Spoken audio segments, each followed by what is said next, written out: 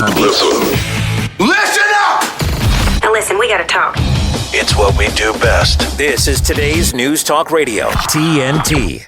Welcome back, ladies and gentlemen, to TNT Today's News Talk. I'm Patrick Henningsen, your host. We're in the second hour of this live broadcast. Thank you guys for coming along for the ride this week. Hello to everybody in the TNT chat community. We see the numbers building up in there. That's a little red bubble in the lower right-hand side of the screen. If you go to tntradio.live, join the TNT chat community. We've got over 100 people in there right now. We'll be dropping some links in there too during this segment, especially pertaining to the work of our next guest. I want to welcome onto the stage journalist Simona Mangiante is joining us right now from Los Angeles, I believe. Simona, thank you so much for coming on TNT this week. Hi, Patrick. Thanks so much for having me. Simona, we're going to talk about an interview that you recently conducted with a former Ukrainian MP who is a whistleblower, longtime anti-corruption campaigner in that country. His name's Andrii Derkach. This was an absolute bombshell interview. When you posted this up on your X account, Twitter X platform, it went viral very quickly. A lot of people are interested in what this person has to say because it really impacts what's going on right now with the White House going into an election year. There's an impeachment investigation.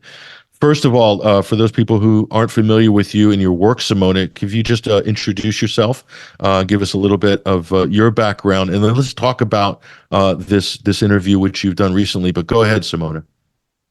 So thanks for giving me the opportunity. I'm an attorney, international law, so I know exactly how investigation works, and I transfer those skills to journalism to dig into corruption. And in particular, I was very much interested in the witness of this whistleblower, Andrii Derkach, portrayed by the Western media as an agent of the Kremlin for one single reason, because he outed sensitive information about Biden's crimes, Biden's family crimes in Ukraine.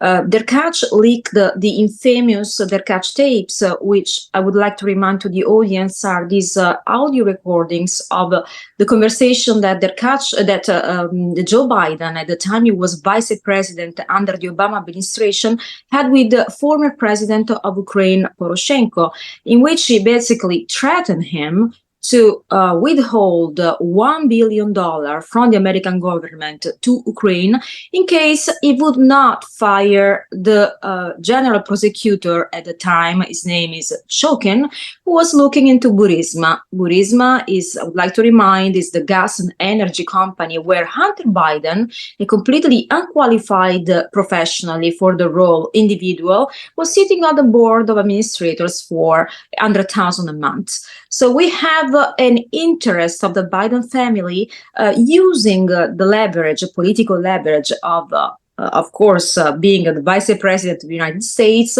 for personal benefit, in worse, to cover up crimes. So we have this conversation that has been leaked 2 years ago, and as a result, Derkach has been sanctioned by the United States. And as soon as Biden was elected, if we can use this term, he became also a target in Ukraine, where the office of Zelensky, and there is a big revelation about that, was at the origin of the leak of the same tape that Derkach has been sanctioned for leaking. So this is actually the first bombshell, but it's an interview dense of information, dense of supportive documents, because we don't have simply allegations or conspiracy theories. I had the opportunity to research and scrutinize the sensitive documentation, including court orders that have been recently unclassified, witnesses, and wire transfers that prove actually the money laundering scheme of Burisma, the company that made Biden's family rich. So we have to understand, on one side, we have the sitting president of the United States, former vice president, bribing the president of Ukraine to cover up for his son wrongdoing. And this was done at the expenses of American taxpayers. Because when we talk about the bribe of $1 to $2 billion, I have different actual information about it. So we're talking about a huge amount of money. This is money of American taxpayers. So this is that you're just scratching the surface there. There are so many revelations in this interview, which is just under an hour long. We've also reposted the link to this right now on X Twitter, just below our interview here. We've got that on our feed. Go to 21stcenturywire.com. Also, Simona's Twitter or X Twitter account. You'll find these stories as they've been released in chronological order on her timeline. First of all, let's delve into that corruption, the nexus there, which Derkach himself said both sides, the Ukrainian government is corrupt, the U.S. government, they're blackmailing each other, they're laundering money back and forth. He called it a crime syndicate. Those are the words he used. That was an incredible part of your interview. Go ahead, Simona. I was actually very impressed with the speaker, not only for revealing to us, American media, this revelation, but also, again, for providing with supporting documents and evidence. And I repeat that because every time we talk about journalism, we talk about opinions. Here we have piece of uncontrovertible evidence, which I would like Congress take a look into. And this is actually something I don't stop saying since I read this interview.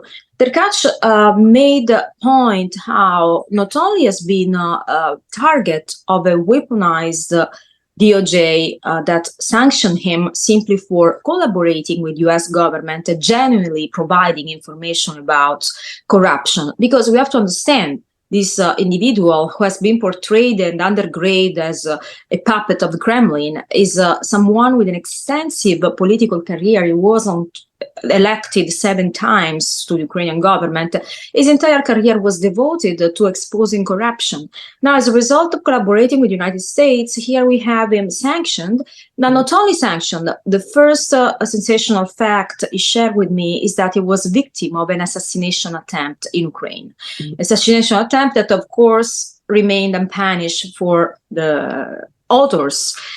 So what we know right now, that this assassination attempt happened after Blinken, our Secretary of State, flew to Ukraine, met with Zelensky. This was at the eve of the start of the military operation, and instructed, literally quoting Derkach, Zelensky office to resolve the Derkach issue. Now, this expression obviously lead to unlawful methods of removal of the issue. And here we go with Derkach being victim of an attempt of physical assassination. So that is the reason why he fled the country. I had to meet with him in Minsk, and not in Kiev, not in Ukraine.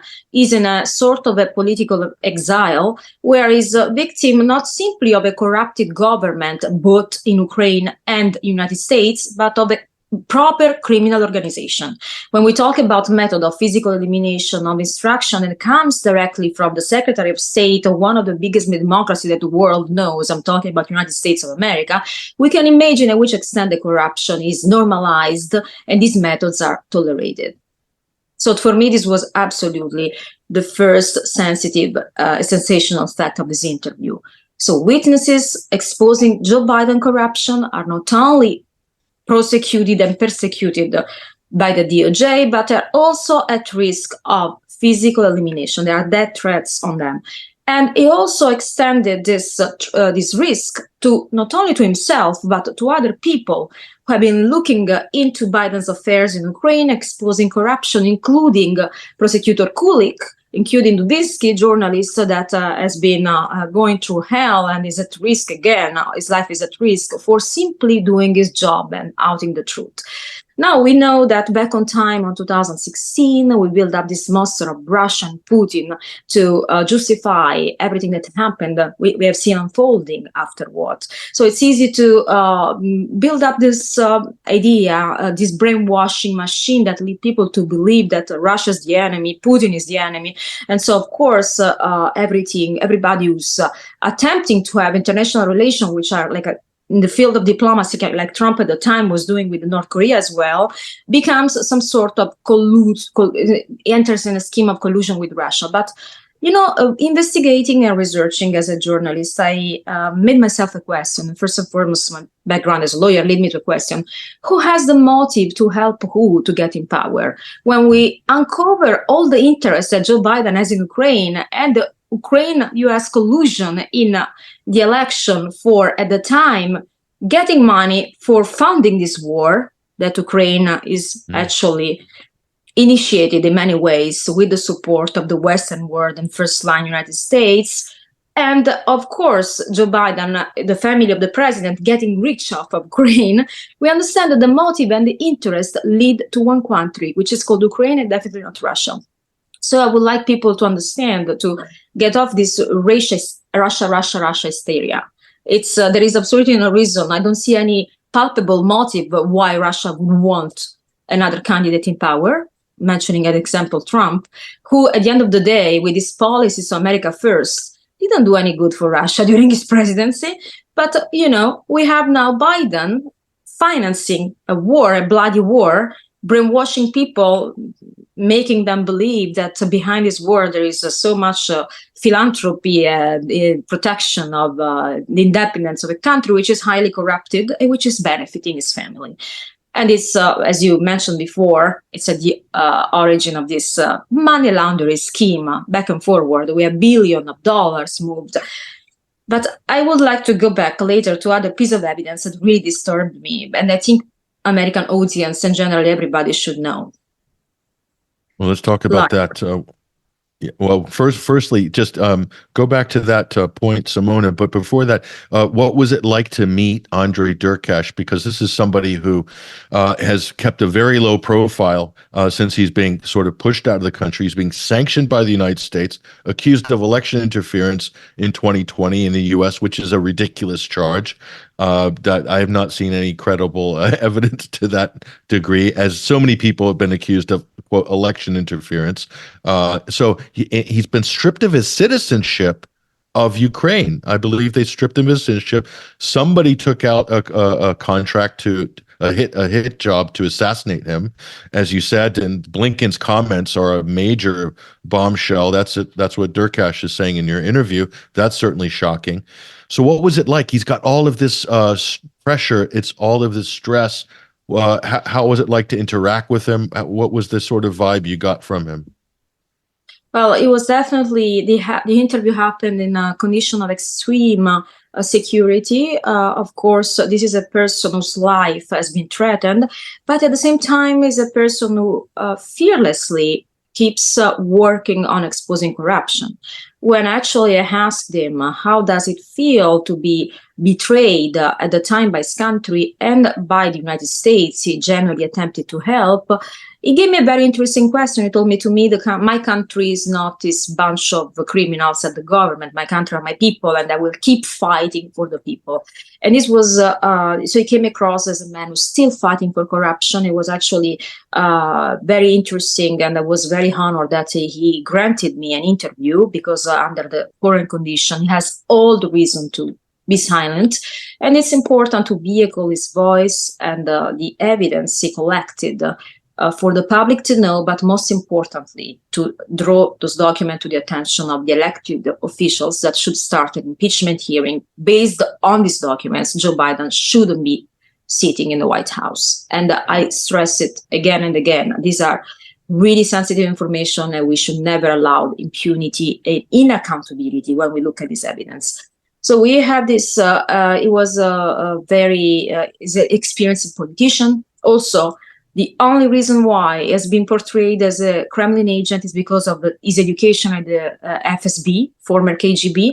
But we have to remind people that his education dates of a time where the Soviet Union was still a union. So it was Russia and Ukraine were not even two different countries. So it's not that a Ukrainian citizen trained in Russia. It was trained by the KGB during the time of the Soviet Union. So we are actually building up, again, this information based on real facts that in the context are manipulated in a certain direction. But when we look at them in their date and in time and in the context of actually his career, have a completely different meaning. So we really went through a lot of evidence put on the table. At the time of the interview, I was simply looking into this document only later on at the time to translate, research, scrutinize, and understand the legal relevance of these pieces of information. But of course,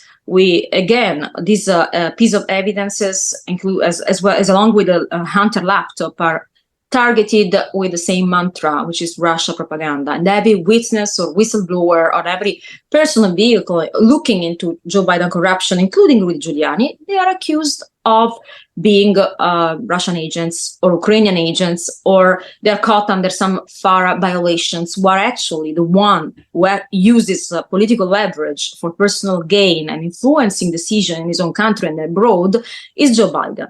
So this is a fact that people should look into. Now, when we come to corruption in Ukraine, things are taking a proportionate extent, which is even more alarming. Derkach showed me how Biden's partner in Ukraine, and I'm talking about owner of Burisma and his lawyer, they invested part of the money involved in the money laundering scheme into financing terrorism.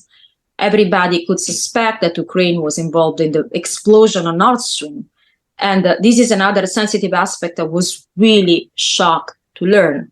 Again, we have not only money launder, not only we have tax money of American taxpayers involved in bribes, but we have a highly corrupted country which is following Biden instruction into covering up crimes and participating into collateral bribes. Because I learned that the first bribe from Burisma owner, the size of the bribe was actually not $6 million, but $50 million. And we could track only 6 million of that money, where the other 44 millions went to. And that's we see unfolding other events happened shortly later, and including the explosion of the Nord Stream. So we are talking about an organized crime that Joe Biden didn't even feel any shame of. We heard him bragging about firing General Prosecutor Shokin.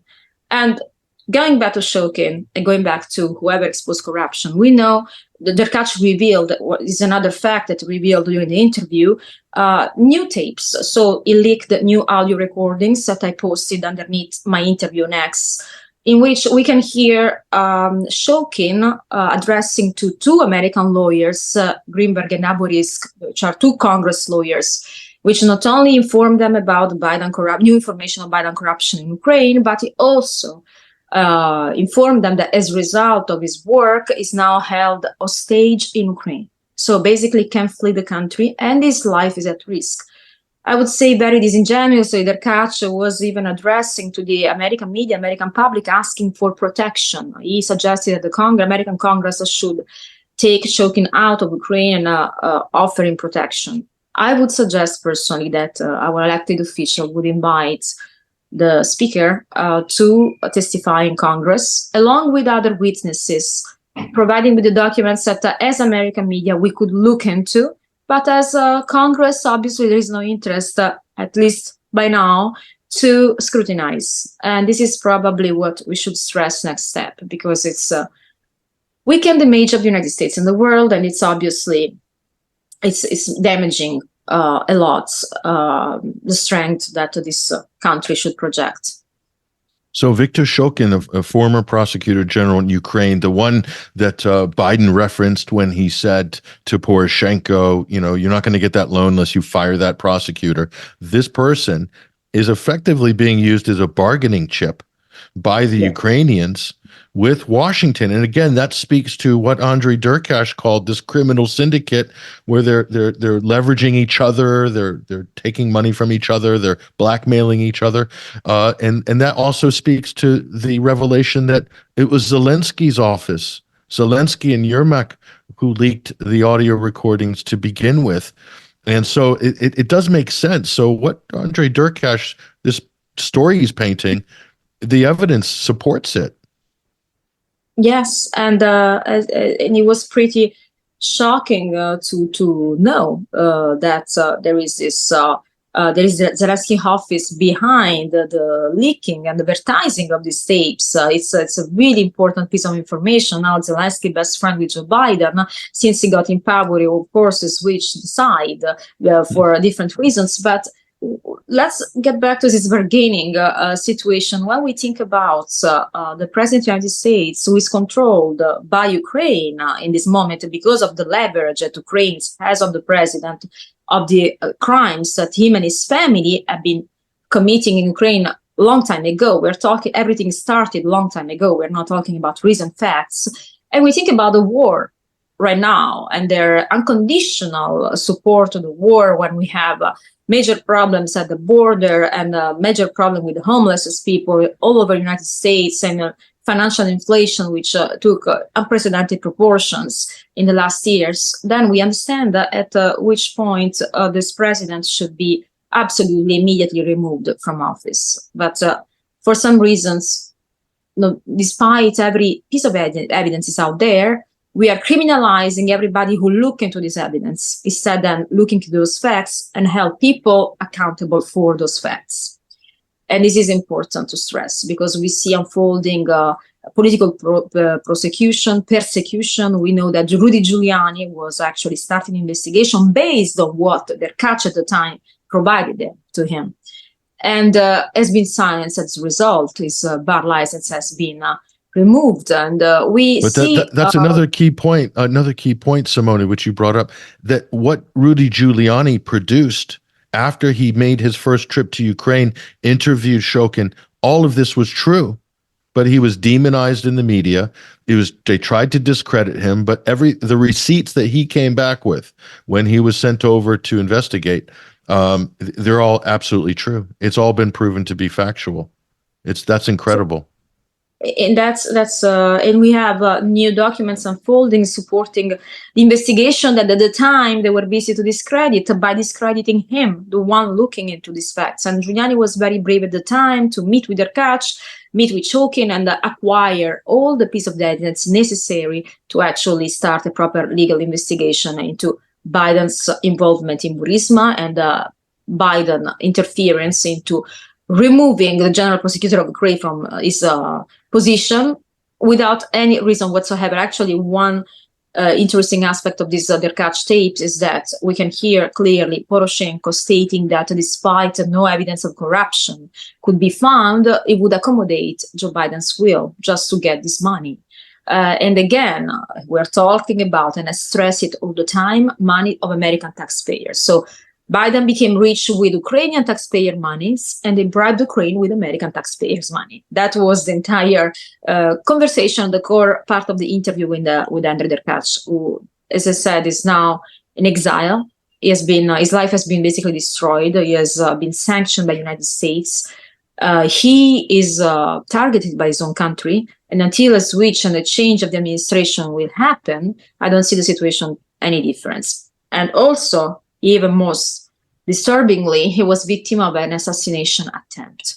And he suggested that other individuals that participated into exposing corruption by Biden in Ukraine are facing the same risk for their life, and they're victim of multiple legal prosecution. It's incredible. So all the journalists in Ukraine who have been investigating this, exposing this, Dubinsky, his life is in danger, many believe, and also Konstantin Kulik, and you have Derkach, and you have pretty much anybody who said anything to expose any corruption. And all this is going on, Simona. The incredible thing is the United States have set up all these anti-corruption agencies in Ukraine to police corruption in Ukraine. And according to Derkach and his reporting and Giuliani's findings as well, these seem to be a front to protect corruption in Ukraine. Absolutely. NABU is completely democratic controlled bureau. So we are talking about the body there that is conceived to prosecute corruption, is actually protecting criminals to be unpunished because of their corruption. And it's made clear. For example, let's think about one recently unclassified court documents, which is the